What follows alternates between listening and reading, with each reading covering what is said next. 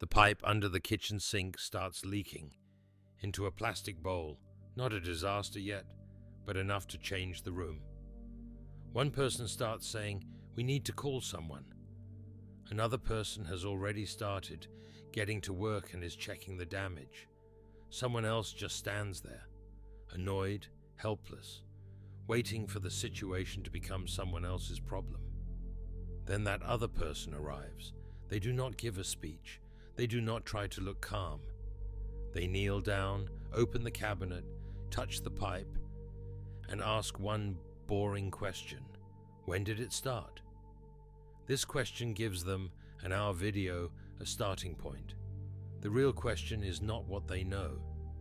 It is what happens inside them when something breaks. If you are ready, let's continue our story for the answer to this question. Panic asks, "How bad is this?" The fixer asks, "Where does the information begin?" There are people who know how to fix everything: a dead car battery, a frozen laptop, a loose door handle, a ruined plan, a tense room. A friend at 1 a.m. almost spiraling because of a problem that grows bigger every time they explain it. And these people do not always know the answer. That is the part we misunderstand. The reason they are calm is not that they already know what to do. The reason they are calm is that they do not collapse in the space before the answer. They can stand inside the unknown for a little longer than everyone else. They look at the thing that is not working and do not immediately turn it into a personal crisis. For them, the broken thing is not attacking them. It is giving clues. Something changed. Something disconnected. Something overheated. Something was ignored for too long. And if you can find where the change began, the problem stops being a monster. It turns into a sequence. That is why their first move is usually not emotional. It is observational. They look, they touch, they listen. They ask when it started. They ask what happened right before it stopped working. They check the obvious thing. Everyone else skipped because they were too busy panicking. This can look like intelligence from the outside, but most of the time it is something much more basic. They have learned that action changes the feeling of fear. When you give the brain a specific task, even a small task, even just touching the pipe, it shifts from scanning for danger to looking for information. It does not always solve the whole problem, but it changes the feeling. Because the moment you start checking, testing, opening, asking, moving, the problem stops looking like a threat and starts looking like a system. And systems can be worked with. Psychologist Albert Bandura called part of this self-efficacy, but in real life, it does not look like a theory. It looks like a memory. A child turns the batteries around and the remote works. They restart the computer and the file comes back. They put the bike chain back in place and ride home. They tighten one screw and the noise stops. None of these moments look dramatic, but the brain stores them. It learns. I tried something and reality responded. This is a dangerous lesson, because when someone learns this, they stop seeing problems as things that happen to them. They start seeing them as things they can enter, not to dominate, not to solve magically, to enter. Some people see uncertainty and immediately need to be rescued. There is an error message in the email and they forward it to someone else. When the app crashes, before even looking at the screen, they say, "It's broken." Someone is upset and they panic because they think they need to fix the entire emotion immediately. But people who know how to fix things do not need the full answer before they begin. They only need the first handle, the first clue, the first question. the first piece that can be touched. That is why they are usually good in practical situations. Not because they are fearless, because they have learned not to see confusion as the end of the story. The car does not start. One person hears a failure. The fixer hears a list: battery, fuel, starter motor, connection, sound, timing. The laptop froze. One person sees disaster. The fixer sees recent changes: open tabs, power, storage space, update, cable, error message. A conversation goes wrong. One person hears rejection. The fixer listens for the moment the tone changed. Which sentence went badly? What was avoided? What was the thing nobody said directly? The skill is not knowing more than everyone else in the room. It is the ability to turn panic into order. They turn emotion into information. They turn the giant thing back into small things. And small things are less frightening. This is also why these kinds of people can be strangely patient. Not a gentle, soft, inspirational patience, a more practical kind. They know that rushing often creates a second problem. If you force the wrong piece, it breaks. If you skip a simple check, you lose an hour. If you give advice too quickly, the person stops telling you the truth. They have learned that reality has an order. Some things cannot be sped up just because you are uncomfortable. But this is where the story becomes less clean, because not every person who fixes everything does it because they are strong. Some people fix things because they are curious. Others fix things because unresolved hard problems make their bodies feel unsafe. And this did not appear out of nowhere. Imagine a child in a house where tension can change the air in 10 seconds.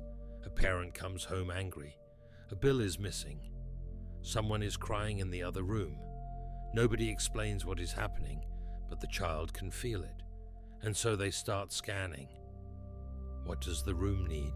Who needs to be calmed down? What can be cleaned? What can be found? What can be solved before the situation gets worse? That child is not learning mechanics. They are learning survival. They are learning that an unresolved problem is not neutral. It means the room can become dangerous. It means someone might explode. It means love might disappear. It means peace depends on them noticing the problem before everyone else does. This is how being useful can become a nervous system strategy.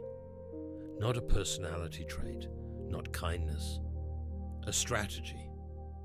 In trauma language, some people call this a fawn response, trying to stay safe by appeasing, helping, calming, or becoming whatever the room needs.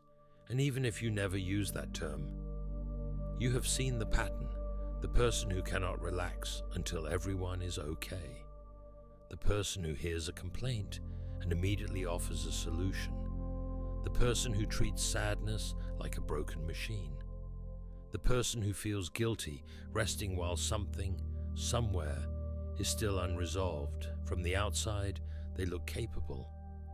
From the inside, they may be trying to lower the alarm in their own body. Because when the stress system has been trained by chaos, uncertainty does not feel like, I don't know yet. It feels like something bad is about to happen. That is why the same behavior can mean two completely different things. One person fixes the sink because they are curious. Another person fixes it because the dripping sound tightens their chest. One person helps because they want to help. Another person helps because not helping makes them feel unsafe.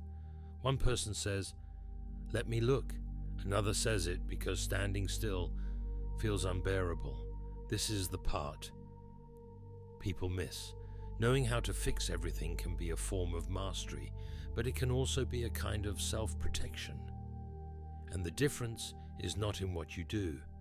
The difference is in what happens inside you when you are not allowed to do it. Can you let someone else try? Can you leave a problem unresolved for one night? Can you listen to someone's pain without turning it into instructions? Can you stay in a room where something is wrong without immediately becoming responsible for it? The healthier fixer is different.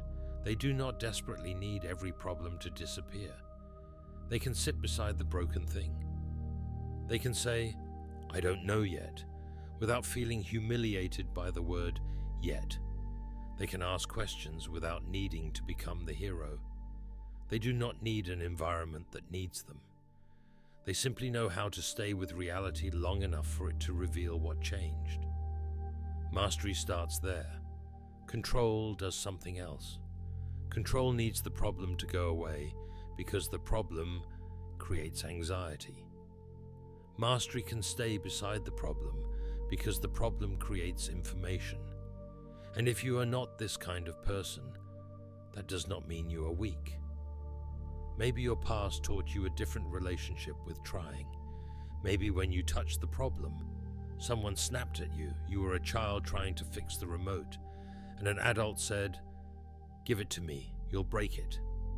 You tried to help with something in the kitchen, and someone sighed as if your effort was another problem.